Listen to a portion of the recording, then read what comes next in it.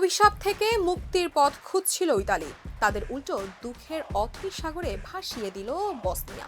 বিশ্বকাপ বাছাইয়ের প্লে অফের ফাইনালে ট্রাইবেকারে জেনেউরি গাত্তুসোর দলকে 4-1 গোলে হারিয়েছে। দ্বিতীয়বারের মতো বিশ্বকাপের টিকিট কাটল বসনিয়ার ঘরের মাঠে জেনিৎসার বিলোনো পোল জেতে বাংলাদেশ সময় রাত 12টা 45 শুরু হওয়া ম্যাচ 1-1 সমতায় শেষ হওয়ার ট্রাইবেকারে গড়ায়, যেখানে ইতালির প্রিয় এসপোসিতো ব্রায়ান কিস্তান্তে দুটি শট মিস করায় শেষ হাসিটা হাসে বসনিয়া।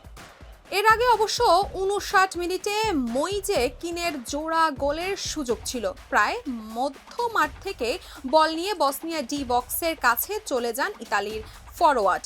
গোলকিপারের সেঙ্গো 1-2 পজিশনেও ছিলেন, তবে গড়বড় করে বসেন।